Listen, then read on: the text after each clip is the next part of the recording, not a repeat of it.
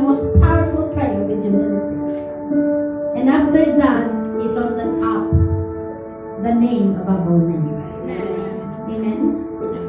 Marami sa atin kapag pag nagpipray ganito, Lord, give me this. Lord, give me this. Give me this. Tama? Instead of Panginoon, puro ka Panginoon. Tapos pag ikaw naman yung sasabihin ng Lord na magbigay ka, nagagalit ka. Ito na naman, sinisyo na naman ng tithes. Alam niyo, I pray this. There was one time I'm praying. And sabi ko, Lord, ingatan mo po si Hannah, ingatan mo po si Alan. Lord, may you remember the future of my kids. Lord, remember, Lord, their purity. Lord, may you protect my children. That's what I prayed. You know what? The Lord spoke to me and says, how can I take good care of your kids? Well, I am the one that gave it to you. They are mine first before I gave it to you. Ikaw ang ingatan mo sila. Amen? Dahil ikaw, pinagkatiwalaan kita nitong mga anak na ito. So therefore, ikaw ang mag-iingat sa kanila. Sayo mo sa katabi mo, I see. I see. Ngayon mo din na-realize? Sabi nila, paano mo iingatan ang isang bagay na akin dati? Iningatan mo yung binigay ko lang sa'yo. I am the one that needed them on your homes. So Lord, ingatan mo yung bahay na bagong gawa ko. Lord, ingatan mo yung asawa ko. Sabi na Lord, ako nagbigay sa inyo. Paano ko lang? Ikaw ang ingatan mo yung wealth mo. Ikaw ang ingatan mo yung asawa mo. Amen?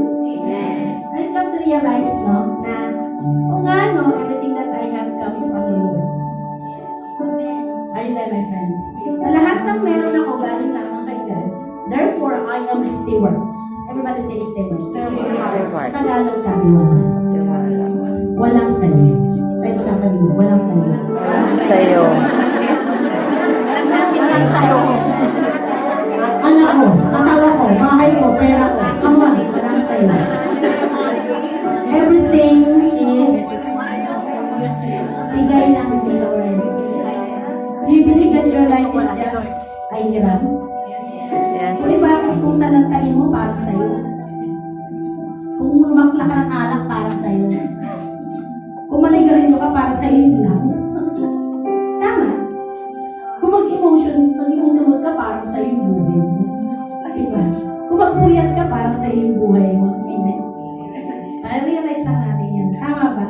Kung babuhay, ba't na yan? Parang sa'yo yung buhay mo. Hiram lang, tama? 100 years, we're all gonna die. Huwag mo sabihin, buhay ka ba yan? Baklase ka na yan. Buhay ka na nga, pero wala ka namang ngipin. Hindi ka na makakuha yan, mamamatay ka rin sa ito. Buhay ka nga, nakaratay ka naman. Wala, di mamatay na lang. And anyway, gusto ko lang ipaalam sa inyo na yung prayer ni Jesus, napaka-powerful. Full of submission, full of humility, and full of love towards the Father. Ang prayer po ay ganun.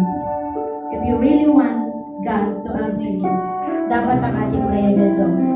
Wala nung kasama ng mga ng lahat, diba? Pero pwede mong sabihin sa bata mo ni Lord, ibigay mo man po hindi. Ikaw pa rin ang Diyos. Amen. Alin, meron man ako Lord o wala, ikaw pa rin ang Diyos. Alam niyo po, may mga moments sa buhay ko na kapag kukunti yung Sabado, medyo hindi ako masyadong nag-worship. Okay ba ka na, Lord? Di ba na rin? Ayun ba, meron akong time noon na nasa old church kami. Pero ngayon, I don't care. Maunti mo, marami na ni God, I will worship. Amen? Dumating ka o hindi, mag-worship ako. Kaya kung absent ka, wala may pakialis. Tama ba? Kaya sa kayo mo, ganun pala yun. Anong pala Pero yun? sa stand up